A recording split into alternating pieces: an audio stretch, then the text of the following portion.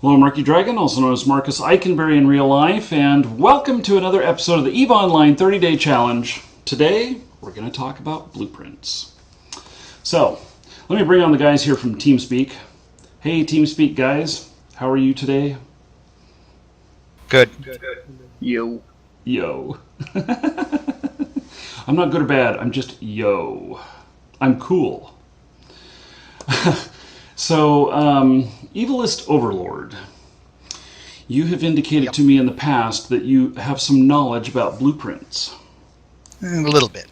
A little bit. Okay. So, I have interest in learning more about blueprints. Someone gave me some blueprints, some of them being originals, some of them being copies. And if I have my understanding correct, you use the originals to make the copies, and then the copies Correct. to make the product? No. No. You can make items from either originals or copies. Mm-hmm. The purpose of copies is kind of like a force multiplier. If you need a lot of product in a hurry, if you have copies lying around, Mm-hmm. you can put each copy into production and use a bunch of different different items. So it's like at multiple the same production time. lines. Yes. Okay. Each BPO or BPC can be run on one production line at a time. It's considered part of the production process. So you put all the materials in, you put the blueprint copy in, you let it run. When it's done, if there's any runs left on the copy, the blueprint copy returns to your hangar at that point, with whatever's left on it. Blueprint originals will always return to your hangar. Now, what a lot of people will do is they will buy blueprint originals, increase the productivity level and increase the material level to the point where there's no wastage on them, and then they'll sell blueprint copies. Now, on small items, this is not as important. It makes you more competitive. However, on big items like capital ship parts, Mm-hmm. you're saving huge amounts of materials. And it's a dramatic shift in the cost of building something really big like a dreadnought or a carrier. Mm-hmm. Why did... When we started talking about this, CCC in chat, he types in R&D is evil. Is this considered research and development? Yeah, basically the reason it's evil is because if you want to take and do it, you have to have access to a player-owned structure with some sort of lab attached, because all the lines in a station are almost always full to 30 days out. Oh, really? So if I wanted to do this in a station, I have to wait in a queue? Yep. Research and development is a little different than researching BPOs. I think he might be referring to R&D agents. Mm-hmm. Okay. Well, there is that aspect, but that's a little bit more complex than what we're dealing with right now. I mean, that's whenever you're doing research, you're going to have restricted access because there's so many people trying to do it in station. And if he doesn't have access to an actual lab, that's part of the corporation, it's kind of pointless to really delve into that. Mm-hmm. Well, no, I'm referring to, and I think what CCC is referring to is R&D agents for research points. Gotcha. Yeah. I added the word That's is. evil. He corrected me. He says, no, it's evil talking about it, that he was just bringing up the subject of R&D. Okay. Yeah. I read that into it. Somebody just sent me crash. What the hell is crash? Is that like crack? It's a drug. Yeah, don't fly around with it in your car cold. You'll get a fine. However, you can sell it on the open market. Oh my goodness. So, okay. Well, now that I've moved everything here, thanks you, Dejave, for the crash. I'll have to check that out. Okay, so Now, also, what was being said here in chat was that you can search around for stations that don't have a waiting queue. And if you're willing to go into low sec or null sec, you can find them. Okay, and so, but when you go into manufacture blueprints, you got to have all that product with you, all the components, right? And then it, Yes. and then it makes all the components right there as well. Yes, it all delivers to the exact same spot. Now, production queues are something that's a little bit different. If you're actually building something, most building queues, even in really used stations, are no more than a day or two. I know there's a few stations in the areas that I fly in where production queues are consistently 4 or 5 days, but there's a lot of capital parts construction going on there. So it's you can tell what stations are being used a lot by nullsec corps to build their product by how long the queues are. I mean, most of the time in a production situation, you're going to find at least a couple open queues, so where there's no wait. But if you get into like an area where they're doing a lot of capital production, I know a few stations like that they'll always have a waiting line. Okay, well, so it kind of sounds like that I could fool around with this a bit and see whether or not I really wanted to do something like this, but beyond that, it is something that that if I were going to get really serious about it, I'd want to be in a corp that had a station, or I'd want to own a station, which is probably very unlikely for myself. But yeah, there's a whole level of complexity involved there. You'd have to join a corp that has a research POS going. My main actually is the CEO of one of those, and it's just a strictly research. It doesn't.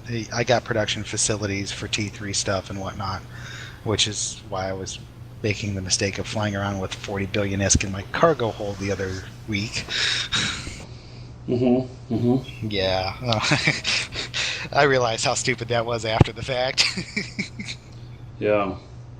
So, okay. Well, we'll come back to that stuff in just a second here. So, do you guys see my screen? Yep. I'm being held ransom. By who? Dejave or Dejavo, the dipshit. I'm just changing the name here, insulting them. So it looks like they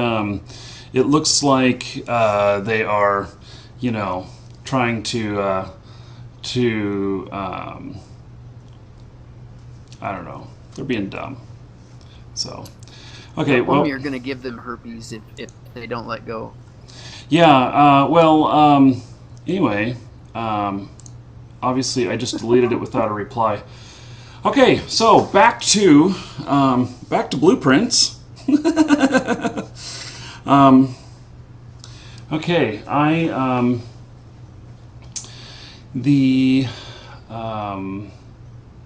Why don't you open up a blueprint in your, or open the info on a blueprint and let them explain what everything is on the blueprint about it and how you can enhance that and that. Just go into the basics of it. Let's see here. What is, I'll go looking for some blueprints here. What is invention of blueprints? Okay, invention is what gets you into the Tech 2 realm of blueprints. Originally, CCP had a lottery for about 1 month through their research agents where you could get Tech 2 blueprint originals. They then just canceled it without telling anybody and let everybody know after the fact. Oh, interesting. However, they had... So if you see a Tech 2 blueprint original, even like things like light rockets, if you see a Tech 2 light rocket original, it's going to be worth somewhere in the neighborhood of like I think 5 or 6 billion ISK. So it's a very rare item. You never ever make your money back on them. the Blueprint originals, but the level of convenience is astounding. Because of this, what they did was they allowed you to do something called invention. On a blueprint copy, you will see the ability to make a Tech 2, to invent a Tech 2 version of it, and you need heavy science skills to do it. For one, the requirements to do invention are much higher than just doing research or copying.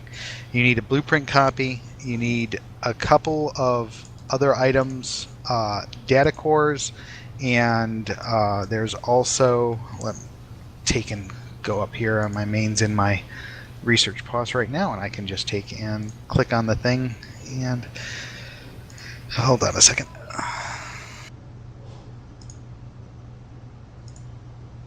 Okay, you need blueprint copies, data cores, and then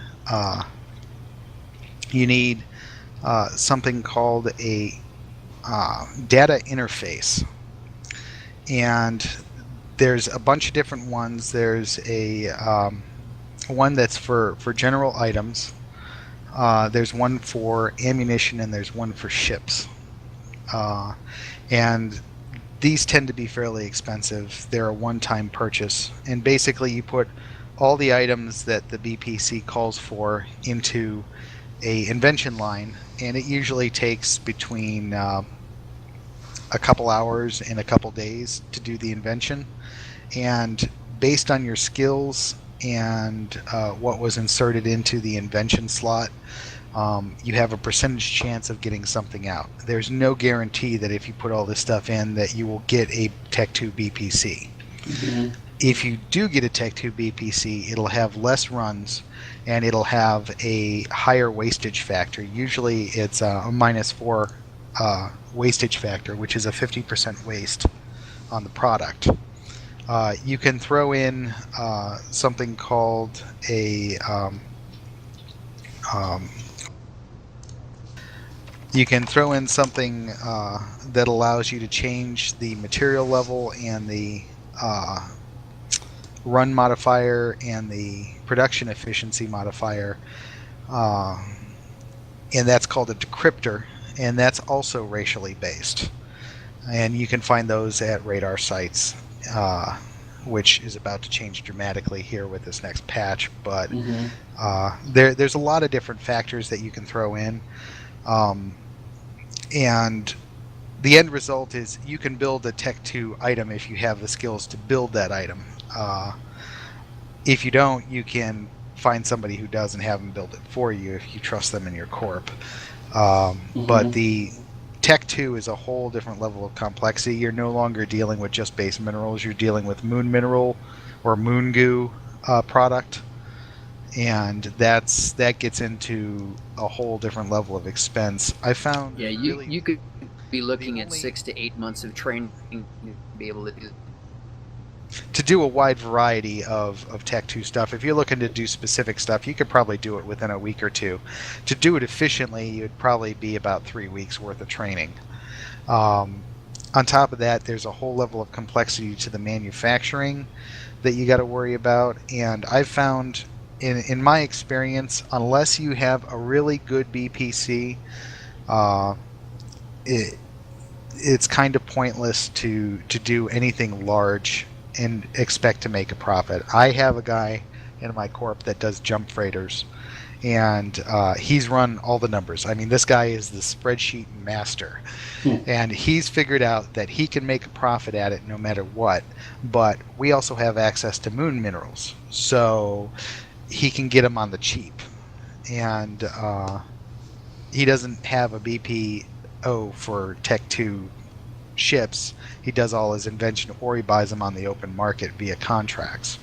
But most of the time, you're not going to be able to beat the market price on Tech 2s unless you have access to moon minerals or moon goo. That's actually very true. What? There's a whole group of Tech 2 blueprints that actually exist that are quite old, and those could be researched or have been researched. And Yeah. so those players that own and control those Tech 2 blueprints keep the price so low that after you factor in invention costs, there's almost no profitability in Tech 2 without it. And all the people who own Tech 2 blueprints and for any specific item know who else owns the other ones, because they're always in competition, and they kind of have a unwritten agreement that they will not take their prices below a certain point. Price fixing. Yeah. Yes. Well, that's one of the bitches I have about the Tech 2 BPO market is I think there should be a way to combine blueprint copies and make blueprint originals for these items again. I'm not saying it shouldn't be absurdly expensive to do. However, I think there should be a method for somebody to break into the market that way. Because But isn't this like a monopoly? Like I've encountered this before. I encountered it when I had my limousine service. That we were barred from accessing the airport, and as a chauffeur, half the runs you do are taking people to and from an airport, and we didn't have a medallion. To get a medallion was going to cost us at least $100,000 to buy one from somebody who already had one, who had the rights to go to the airport, and they weren't issuing any more of them. So it's kind of the same thing. We have a certain amount of people who can make the product, and so they can really ask outrageous prices for that right, and they in effect kind of control that area of the market. Yep, that's about what's going on here. Yeah, but they can't ask outrageous prices, because then you could make them the BPC of the Tech 2. So they have to keep the price within a certain. Yeah. Yeah, so they have to go a very fine line to be able to keep the market, and it doesn't pay enough for others to manufacture it. Yeah, they keep it, like I said, it's an agreement to keep above a minimum, because these people that have these BPOs have access to moon minerals. They have access to enough materials to build 1,000 ships because they're part of large alliances. Those BPOs never leave high-sec. They're always in production in high-sec. However, being as researched as they are, they make their money on it. They seriously make their money. Somebody with a jump freighter pops in, they drop off a load of Tech 2 materials that have already been built to the specifications they need, and they drop off the minerals, and they just run large production lines with that stuff. And everything else in the game is produced by players doing invention. And they never make their full amount of money back unless they get the materials for free. And now, when you keep mentioning moon mining, explain to me what is moon mining and why is it important? Okay. Moon mining is a process where you set up a player-owned structure at a moon, which all player-owned structures currently have to be set up at a moon 0 point or warp-in point. You then set up a moon mining array, which then takes the materials from the moon and you put it into a series of other. It gets transferred to a series of other storage arrays and whatnot, and reactor arrays where you have to have blueprints in those for reactions, and it goes through a whole process. It's far more complex than anybody would want to hear here, unless they're actually planning on doing it soon. There's plenty of good guides on how to do moon mining. You need to be in low sec below 0.3 and null sec in order to do moon mining. Also, there is no moon mining in wormhole space, which is one of those things that's always irked wormhole people, but that's just how wormhole space is. So and what happens is the raw materials go through a process to go into primary materials, and the primary materials go into secondary materials, and secondary materials go into tertiary materials that are like the pieces parts for Tech 3 or Tech 2 production.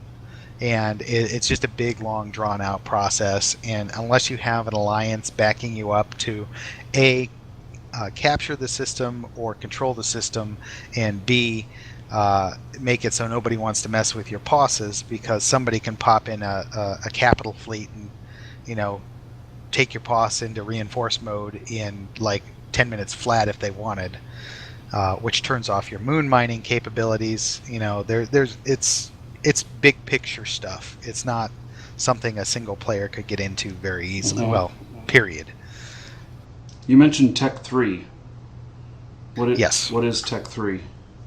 Tech 3 is for one specific type of ship, and that's called a strategic cruiser. Every race has one.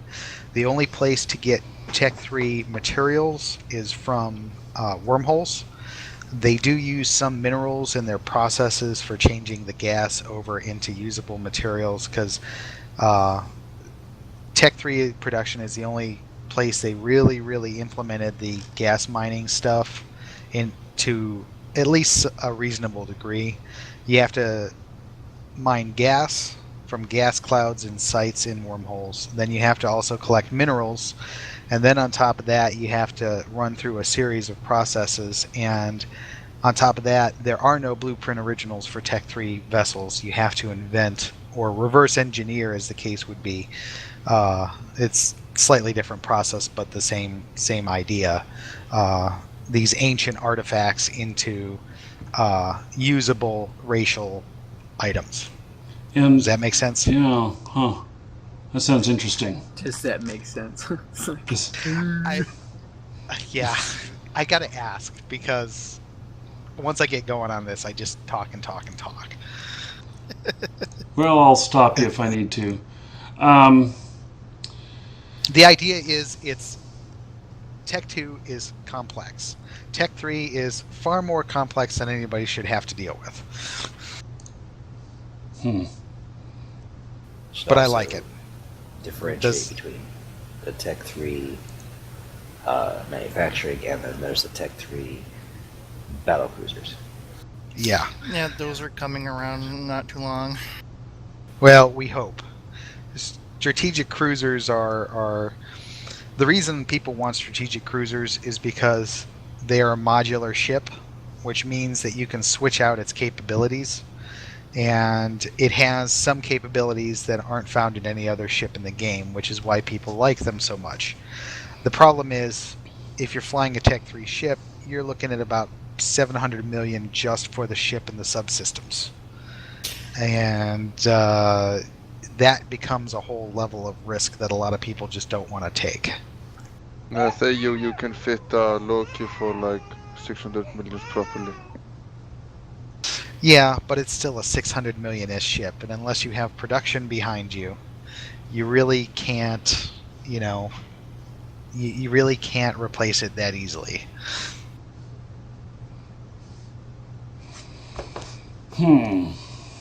So plus the insurance on Tech 3 vessels is skewed, so you're not going to get your money out of it if you buy insurance. Oh, meaning insurance is not a winning proposition on it? Oh no, not even close. And so you're just wasting money? You get reimbursed for the hull, which is about 200 million. You don't get reimbursed for the subsystems, which are variable in price. And there's some talks from CCP that they might change that. Well, when it happens, I'll believe it. I still want them to produce modular POSs, thank you very much. So going back to blueprints, yes, and everything. We've gone over what I think is the basics of how to acquire them. You buy them, or the Tech 2 through invention. Correct. But you can use an original to make other blueprints. Correct. of course, for this exact same thing, I imagine. The only note that I would have to make there is if you're doing Tech 2 invention, you have to use a blueprint copy. And the stats on that blueprint copy do not affect the percentage chance of getting a better, or the percentage chance of getting a blueprint, Tech 2 blueprint, and it does not affect the stats of a Tech 2 blueprint. So you could buy, for instance, if you're making Tech 2 ammunition, you can buy a blueprint original, you can copy it straight off the market, and you can use it in your invention to do Tech 2 invention. Mm-hmm. And nothing on that blueprint will affect the outcome of the Tech 2. The only thing I think that might have, I don't know if they've changed this or not, is you have to have a full run blueprint copy to get the max number of runs on the Tech 2 blueprint. I'm not positive on that, though. That's correct information, by the way. That is correct. Okay. Just wanted to make sure, because that's all I use is full runs. So. Mm-hmm. Okay. So most of the blueprint copies for Tech 2 that are sold on contracts, you can never be profitable with.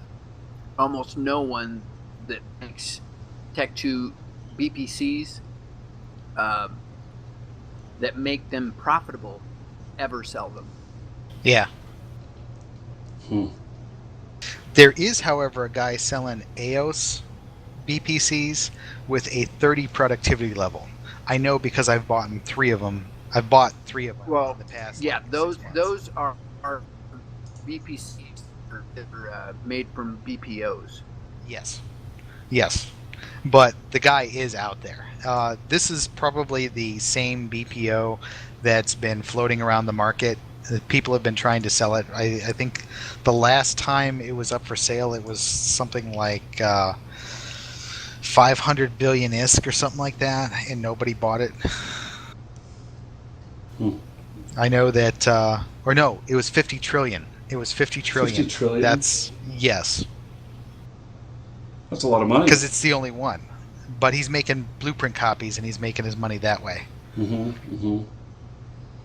Because you pay more for it, but if you look at the amount of materials you save, you're actually spending less in materials. That's how much of a difference it makes. I ran the numbers on some of those Tech 2 BPOs that are being sold, and if you cornered 50% of the market, which would be near impossible, but if you cornered 50% of the market on most of these blueprints that are for sale, the price they're asking, it would take you 5 years of continuous work to pay for the BPO. Ugh. Yep, that's about right. Man, that's like assuming buying a house. Continuous production. It's assumed continuous production, which is pretty much impossible. So okay, so let me ask then, if we're talking about, all this stuff of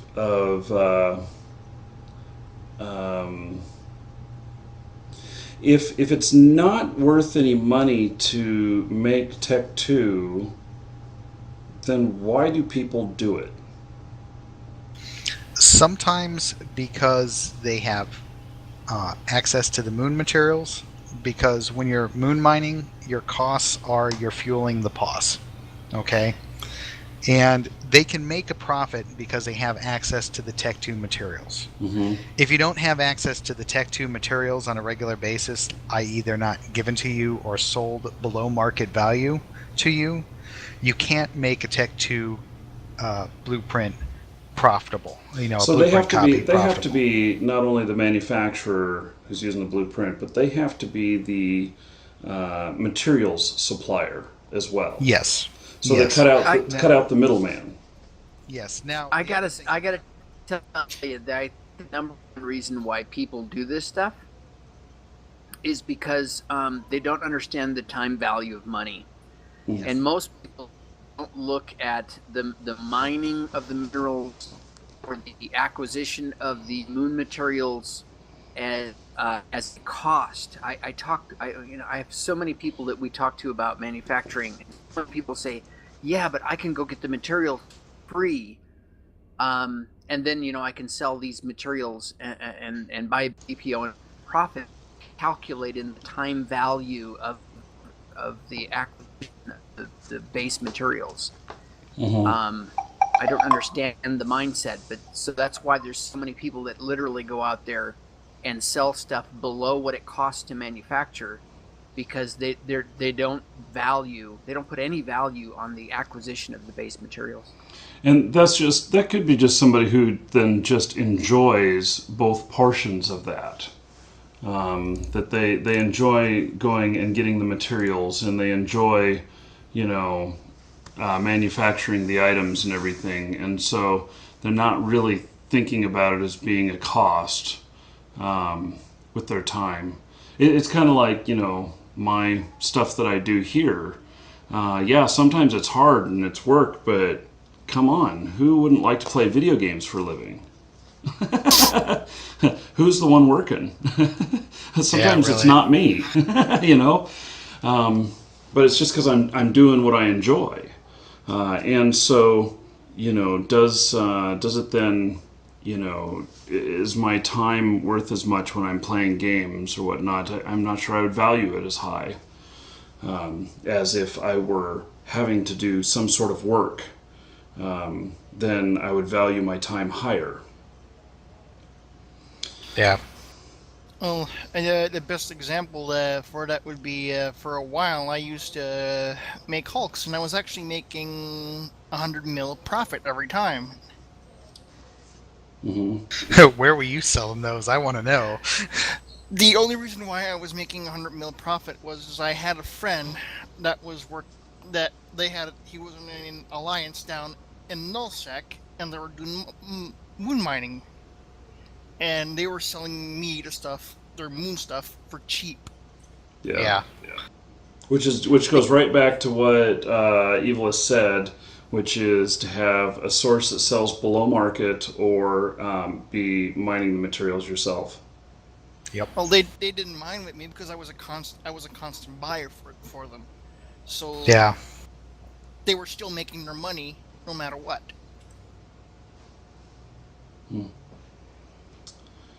I only stopped when the Hulks dropped down below a certain price point. Yeah, a certain price point. I was like, okay, not worth it anymore. Now the market, and that is capitalism. Yeah. So the markets are, going up and down on all of these things. I've actually already seen that on Summer Blink. Looking at some of the items there, knowing how much the ticket prices are, and I watched the ticket price go down, and I'm like, oh well, because the market dropped on that item. Yep. And so, good time to go buy. One of the key points I always tell the players: make yourself a friend with somebody that's down in 0-0 that's willing to get you stuff.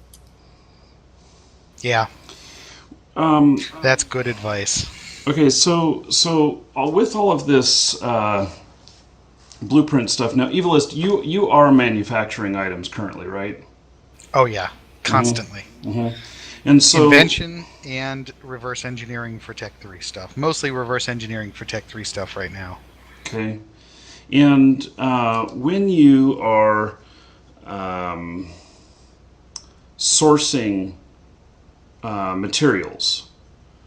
Now you not only use raw materials, but you'll have some other parts that are put together. If I'm envisioning all this right, there's the raw materials like the moon minerals or whatever, and then those are those refined after that into something else? They're refined or processed into something else, or multiple items. Okay. And then from there, they may be used as production items into smaller items that get turned into bigger items. Yeah, so they're like components. They're component pieces, yes. Yeah, and then and so you could have, to get a finished product, you could have 5 to 7 steps in between there, something like that. Yeah, that sounds about right. I mean, it's very complex. I mean, when I first got into Tech 3 stuff, I had to go out. I was living in a Class 3 wormhole at the time, so I could go run sites, get the salvage from the wrecks, and the loot from the cargo, and then I could take and go mine gas. I had the ability at the POS to set up a gas refining array, which is a whole level of complexity you don't even want to mess with sometimes. And that required some normal materials thrown in there as well, and you had to set up a bunch of storage arrays within a certain proximity of the chemical processing array and all that. And that provided a final product which could be used in the components, and then the components got turned into either subsystems or hulls. Okay, so for some of this stuff, now you talk about being able to source stuff at the right price. And so are you always watching for these components to become available on the market and watching what their prices are, and you know what your price point is and whether or not you should try making it yourself or you should buy it off the market? Well, I'm kind of in an interesting position because I have access to a nullsec alliance that flies specifically what I'm producing. So I know I'm going to make a profit regardless of what the market's doing. However, I do know on the major items which I don't have access to. I mean, most Tech 3 items are cheap, and I've got several thousand of each item just sitting in my hangar waiting to be used.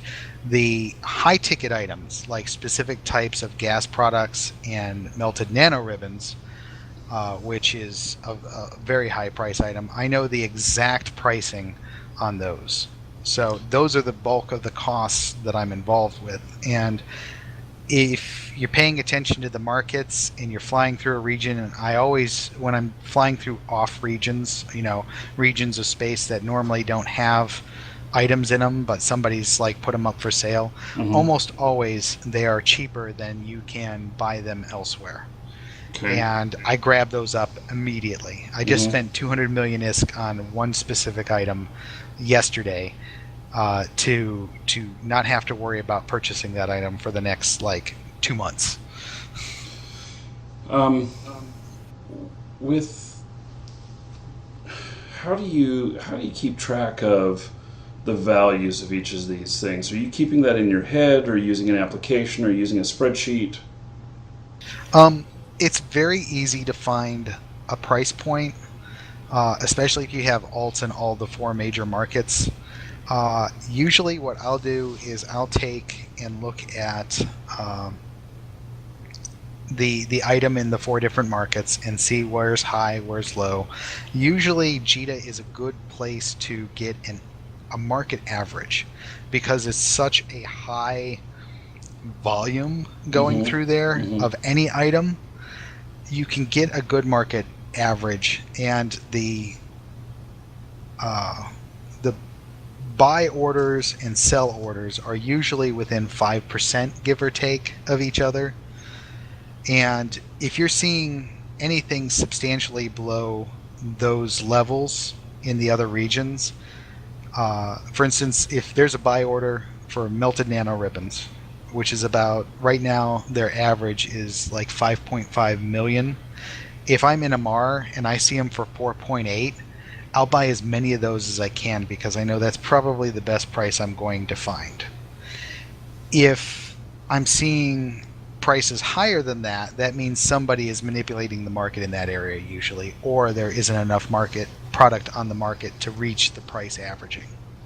So you really have to just work with the item for an extended period of time. Now you can take and go to the price history and extend that out 6 months and get a better idea of what the prices have been doing in each region. And I mean, that's a tool you can use directly in the game. I know some people are all about the spreadsheets. I hate spreadsheets. I learned the process, I keep it all in my head and do it. But This is one of the reasons I recommend people get into the small level items like ammunition, the consumables, because it gives you the practice in figuring out what the prices are in your head and what the real value of the item is. You know, the advice about looking at what's on the market for the value of, like, if you're buying trit to make ammunition, tritanium, if the market value of the tritanium is higher than the value of the product you're producing, you're wasting your time and money buying the trit. On the same token, if you're mining, you're wasting your money building the ammunition because the trit is more valuable than the ammunition. Right. So what's the point in building the ammunition when you can just take and sell the trit on the open market right away and get an immediate profit? What'll happen is enough people are thinking that way that ammunition prices will go up high enough that it's above trit again. It affects the market if you think that way. So if you can get trit cheaply in one place and bring it in and get a direct profit off of it, you do. If the value of the ammunition goes up, or you find a place where ammunition is exceptionally high price, then you've got to figure out, you know, what do I do then? I've even seen places where you can, it's mind-boggling, but you can actually sell certain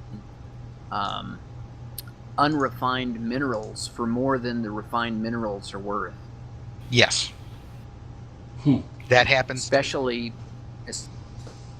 like it happens quite often with amber in the Galante, Dixie area. Yes, I've been one of those people that have sold them product. Do you have any applications that can help with knowing the market points where stuff is selling high and low? And there's a website that does it. Okay, I think I've heard of this but they're before, but Eve Central, Eve Market. yeah, Eve Market as well. Mm-hmm. But I really don't use any applications. This is a lot of experience that I take advantage of, and when you have alts in all 4 regions and you have only certain items you're looking for, it's very easy to spend 10 minutes looking through the different regions and finding the best market value. And every once in a while you find anomalies, like somebody's selling really low, and you just have to have the cash on hand to take advantage of it. Mm-hmm. I think it was IT Paladin that was saying that that he has looked at some of these sites, but that the stuff that's a really good deal is often gone by the time you get there. Yes, because the sites only update so often. Mm-hmm. And if it just so happens to be an item that is on the market when it updates, then all of a sudden, if somebody didn't know that it was there before, they will know for sure it's there then. And assuming that it's there 5 minutes after the update, you know, they might get to it. I said you could use the Eve Central trading page there to look up things along the route, and it will show you things that are the most profitable for the number of jumps. There. Safer. I just posted the link to it. It's safer to have an alt along that route in the other regions, so that you can see that it's actually there and current. What there's I'm just trying to formulate my question here. I know that there's an Eve API. Correct. Does the API provide any market data? Character APIs, I think, are just specific for the characters. I don't know about the application-based side of it for the third-party software. I know absolutely nothing about that. I would assume that it can. I don't know how it does it. Can I explain how they're doing it? Sure, go for it. The way it's working right now is for Eve Central. What it is they have alts in specific regions that log on at specific times and use the character API to pull market data. That's off exactly those what I was regions. thinking. Yeah, I Gotcha. already told him about that. Okay, this is a whole level of the game I've So, never gotten into. So Continue explaining about how they're doing it. And then basically on their website, it just puts all the data together. It does some math calculations. I don't know how their backend works, but I know it does calculations on averages and everything, and then puts it together on their site for viewing. Mm-hmm. Okay. Well, so that's exactly what I was thinking of.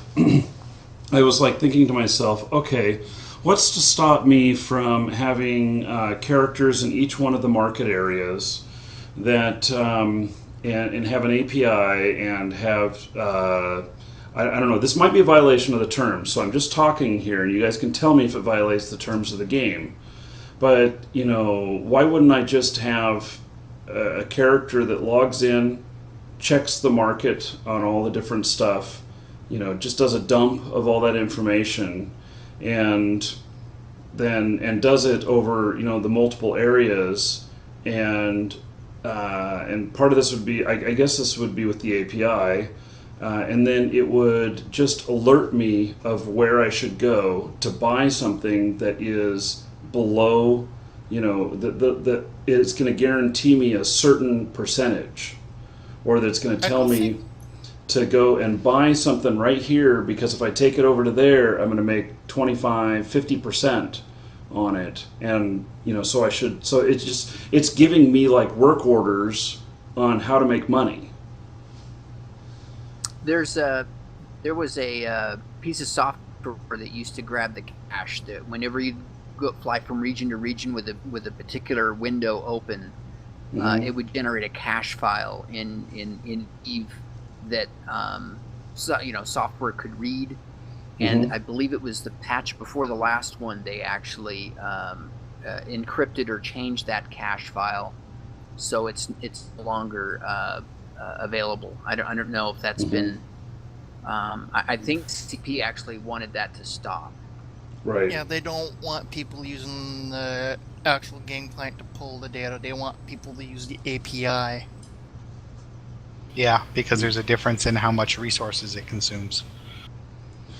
Well, true. It also could give competitive advantage to those who have the technology or the money to build something like that for themselves. Yeah, with the characters, but then you're technically talking about bots that log in. Mm-hmm. Yes. Mm-hmm. And Botting the is strictly botting is- forbidden. Yeah, and Yeah. we My- don't like botters.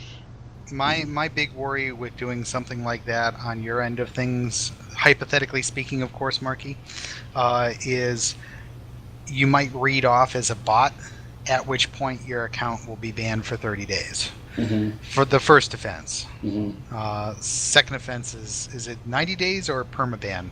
It's permaban It's now. perma now. Yeah. Well, I'm not looking to violate the terms of service, but I am looking to, how far can I push things within the terms for that competitive advantage, and that would be a competitive advantage to have some sort of tool like that.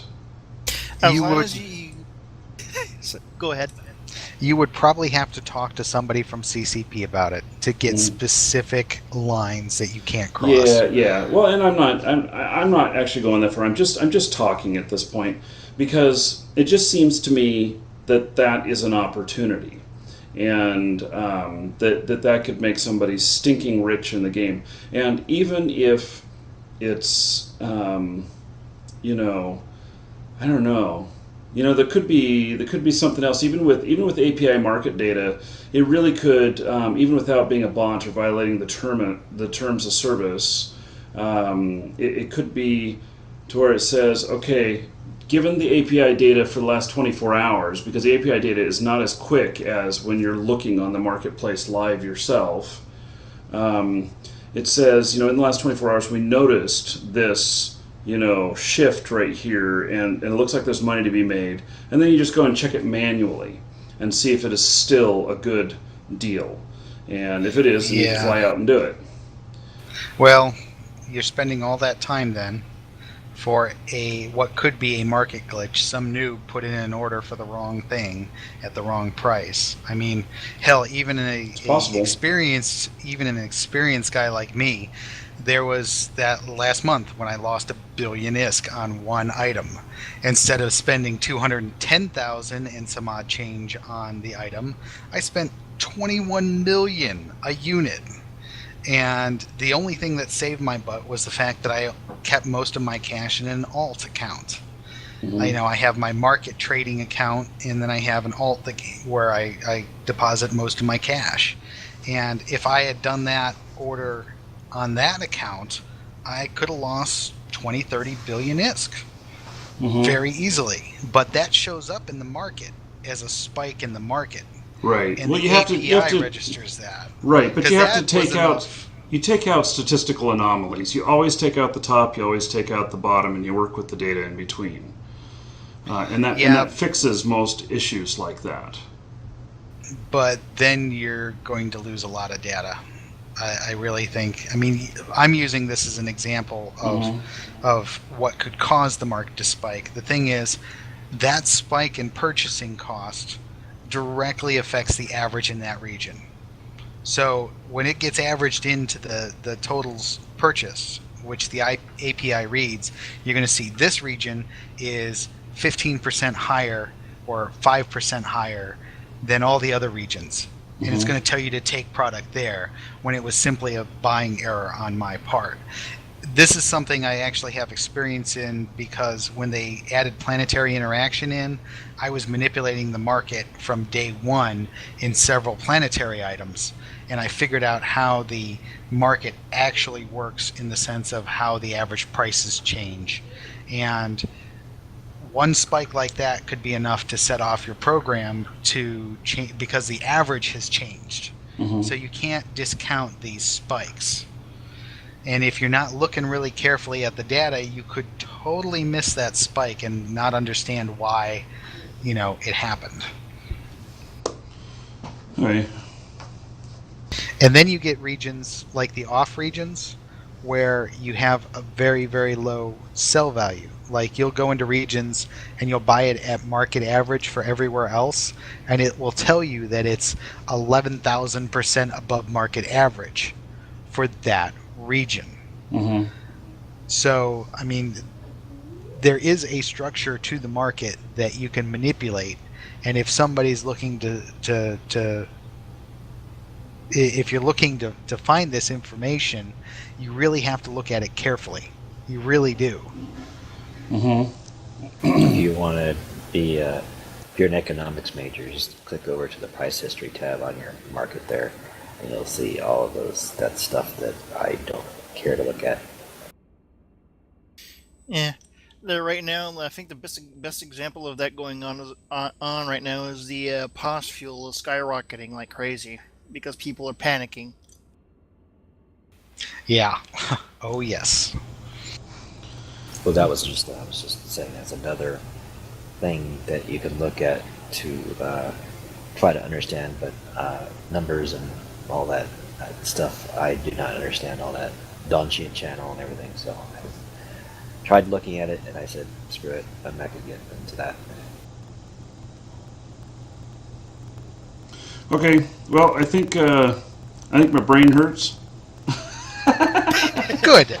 So that'll be the end of this episode, and we will have another right after this. For those of you who are watching live, don't go anywhere. If you're watching on YouTube, well, you just have to wait for another episode here tomorrow. And thank you for watching, and those of you live, we shall be right back.